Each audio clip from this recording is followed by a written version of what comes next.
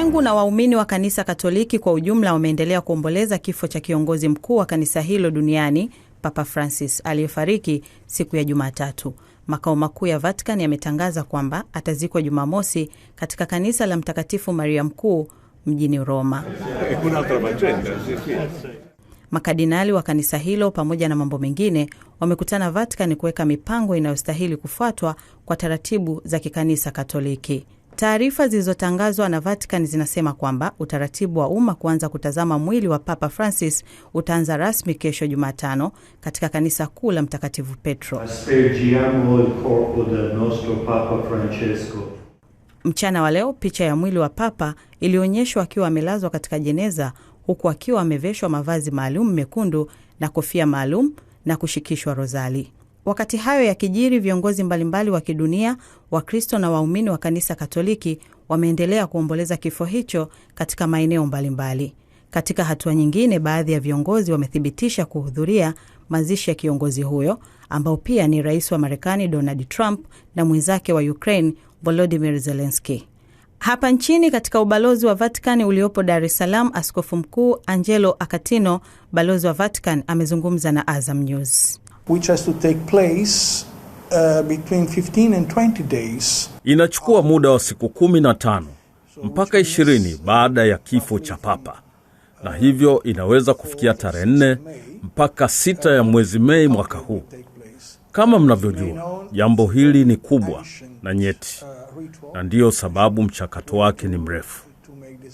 Makardinali wote duniani ambao wana umri usiozidi miaka 80 wana haki ya kupiga kura, na kwa wakati huu kila mmoja ameshaanza safari ya kuelekea Vatican kwa ajili ya mchakato wa kupiga kura, na kura ni ya siri, na watakuwa na uchaguzi utakaofanyika takriban mara 3 kwa siku mpaka apatikane Papa. Baada ya hapo, mkuu wa makardinali ambaye anashikilia majukumu hayo kwa muda huu wakati hakuna Papa atamuuliza aliyechaguliwa kama Papa kama amekubali, na ataulizwa jina atakalochagua kulitumia kama Papa. Hilo ndilo litakuwa jina lake rasmi. Kwa hapa Tanzania kuna kardinali mmoja atakayepiga kura ambaye ni Protas Rugambwa wa Tabora, na wengine 16 kwa nchi za Afrika, na kati ya 125 watakaopiga kura. Na kama mnavyojua, Tanzania tuna kardinali wawili, Rugambwa na Polycarp Pengo wa hapa Dar es Salaam, lakini yeye ametimiza miaka 80 mwaka jana, hivyo yupo huru kushiriki mchakato wa mazishi, lakini sababu amevuka miaka 80 hatoingia kwenye mchakato wa uchaguzi. Huko Tabora, Askofu Mkuu wa Jimbo Kuu Katoliki Mwadhama Protes Kardinali Rwagamba amewataka waumini kuwaombea pia makardinali ambao wanakwenda kukutana Roma kwa ajili ya mazishi ya Papa Francisco na baadaye mchakato wa uchaguzi. Kwa namna pekee tuwaombee hawa ambao sasa wanakwenda, makardinali wote wa ulimwengu kadiri ya taratibu zilivyopangwa, ambaye hata kuwa na kizuizi chochote na ambaye anapaswa kuwepo pale Roma, tabidi afike kuanzia leo. Wanapaswa wepo hapo kwa ajili ya kuanza hivyo vikao mbalimbali, kwanza kwa ajili ya maandalizi ya mazishi ya Baba Mtakatifu Francisco, alafu baadaye kwa ajili ya kujiandaa kwenye uchaguzi wa Papa mpya. Na huko Mwanza, Askofu Mkuu wa jimbo hilo Mhashamu Renatus Nkwande amesema licha ya Papa Francis kuwatia moyo vijana kuwa maisha ni safari, amewataka kutokata tamaa. Watu wasikate tamaa kwamba uko katika maisha ambayo pengine mtu mwingine anaweza akakuona ni maisha ya chini mno. Hapana, ni kurizika lakini na kujibidisha ili hatimaye utoke hapo ulipo uende katika hatua nyingine pia ya maisha. Sasa waumini wa Kikristo na wasio wa Kikristo wamekuwa wakifurika katika makanisa mbalimbali kuhudhuria misa ya kumwombea kiongozi huyo wa kanisa Katoliki. Sheila Mkumba, Azam News. Sasa baruani, pamoja kwamba hivi sasa shughuli zote hizi za maziko mpaka atakapopatikana Papa mpya zipo chini ya Kabilengo, kiongozi ambaye anasimamia shughuli nzima. Tuangazie sasa namna ambavyo mchakato utaendeshwa. Kimsingi makadinali kwa mujibu wa takwimu ambazo zipo mpaka hivi sasa wako kama 252, lakini watakaopiga kura watakuwa ni wachache, na si kwa idadi ya 252, ni kama 135.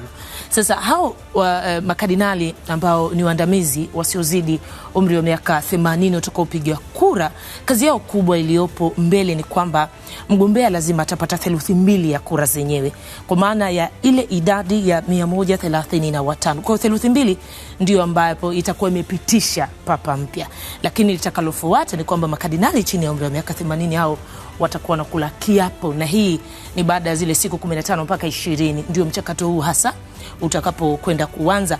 Na baada ya kura ya siri karatasi huwa zinachomwa.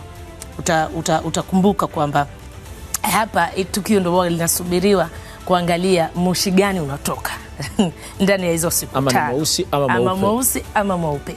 Kama ukitoka mweusi basi hajapatikana, na kama ukitoka mweupe basi ni wazi kwamba amepatikana. Sasa nini kinafuata hapo? Kwamba mshindi akipatikana ataulizwa na kujibu kama ambavyo balozi wa Vatican alivyokuwa akieleza kwenye taarifa yetu. Kwa hiyo ataulizwa na kujibu, atatumia neno hili la accepto, kwamba kukiri nipo tayari kutumikia. Na baada ya hapo sasa papa mpya atatangazwa duniani kwa maneno ya Habemus Papa, manake tunaye papa kwa Kiswahili. Lakini vile vile papa mpya atatoa baraka kwa waumini kwa mara ya kwanza, na utakumbuka hapa ndipo ambapo hasa panatumiwa kwenye dirisha hilo. Tunaita balcony kwa Kiingereza, kwa Kiswahili ni valanda tu la jengo lile pale Vatican. Kwa hivyo ndivyo mambo ambavyo yatakuwa katika hizi siku 5 hizi za hawa makadinali waandamizi watakapokwenda kukaa na kufanya huo mkutano wa siri. Lakini wacha tupate yale ambayo yanaendelea hivi sasa Vatican, na tunaye naona kidogo amekimbia, lakini ninaungana naye hivi sasa akiwa Vatican City, ambaye ni padri. Tutazungumza naye hapa, tuangalie mambo yanavyokwenda. Padri Titus Ngapemba, karibu sana kwa wakati huu. Natuambia kile ambacho kinaendelea hapo Vatican kwa muda huu ni nini hasa? Asante sana ndugu mtangazaji. Vatican kinachoendelea kama nilivyoongea jana, basi watu wanazidi kuendelea kusali katika makanisa mbalimbali hapa katika mji huu wa Roma, ambapo kimsingi papa yeye ni askofu mkuu wa Roma. Kwa hiyo ni askofu wa jimbo la Roma. Kwa hiyo hapa Roma kwenye makanisa yake, kama vile tuseme labda jimbo la huko Tanzania jimbo fulani, maana yake papa ni jimbo, ni vile vile ni askofu wa mahali pale. Kwa hiyo tunaendelea na sala katika makanisa mbalimbali, watu wanasali kwa ajili ya kufanya maombolezo, kumuombea. Lakini wakati huo pia watu wanazidi kusali kuomba apatikane kiongozi mwingine atakayechukua kiti cha Petro, ambaye ni mwakilishi wa Kristo, basi aweze kuwa mtu mwema, mtu mwenye maamuzi makubwa zaidi, kusudi aweze kuilinda imani vizuri.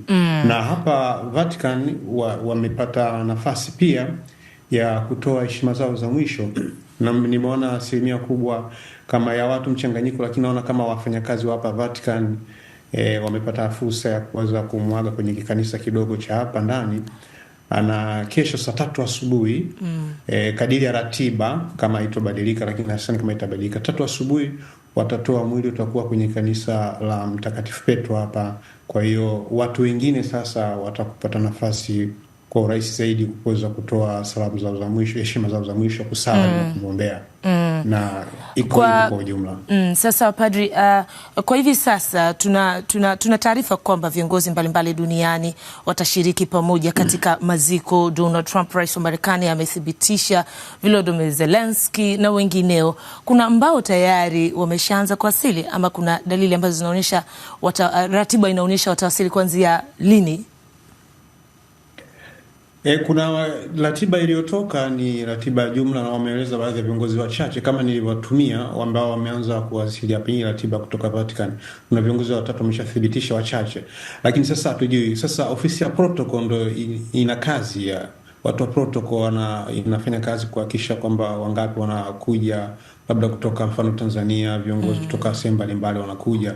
Ofisi ya protocol baadaye itatoa labda listi nzima ya viongozi, na kwa sababu viongozi wengi pia wanakuja, basi hapa pilika ni nyingi, licha ya maombezi na nini, kwa sababu viongozi wengi watakuja, watu mashuhuri.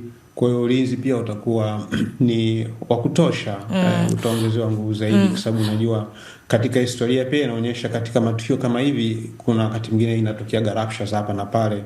Kama mnakumbuka miaka ya nyuma alitokea kama kardinali mmoja kama fake hivi, mnakumbuka? Kwa hiyo wako makini sana watu wa protocol, watu ambao wanafanya kuhakikisha kwamba watu watakaokuja wa aina gani, kutoka nchi gani na nini. Kwa hiyo kuna shughuli nyingi, kwa hiyo watu katika kipindi hiki padri, shughuli zao kikazi kuhakikisha kwamba tukio linaenda vizuri. Sawa, katika kipindi hiki kabla ya tukio lenyewe la Ijumaa Mosi, wananchi wa kawaida kuna udhibiti wa namna gani wa namna wanavyoingia, kama hiyo tahadhari unayoisema? Wananchi swali lako nauliza wananchi wa kawaida wanasemaje? Wananchi wa kawaida wanazungumza tofauti. Sasa hivi kuna TV nyingi ziko hapa zina live, kuna OB event zao. Kwa hiyo sijapata nafasi ya kusikiliza kila TV inasemaje, lakini wengine wanaomboleza tu kumwombea Mungu apumzike kwa amani, wengine hofia atakayekuja na nani, wanaangalia na ulimwengu wa sasa jinsi ulivyo na vurugu na nini. Basi kila mmoja ana mawazo yake, lakini kicho kubwa Wakristo na hata wasio Wakristo ni masikitiko, lakini baadhi wengine wanaangalia nani papa anayekuja, anatoka wapi. Jana wakati tunazungumza ulitaja idadi, na kidogo kwetu huku inakuwa inaleta tafsiri tofauti.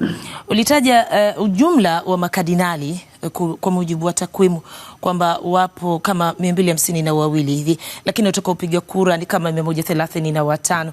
Tuthibitishie kwamba ni idadi hii ama ina utofauti?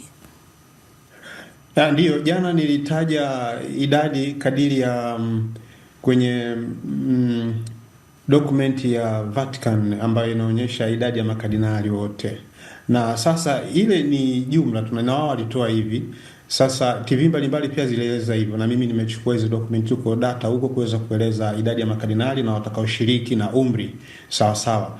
Lakini sasa kuna wengine labda unajua kuanzia baada ya kifo mpaka atakapo kuelekea mazishi, wamesema umri. Sasa mwingine labda tarehe yake ya birthday yake inaweza kuja labda siku ile ya tukio hawezi kuingia.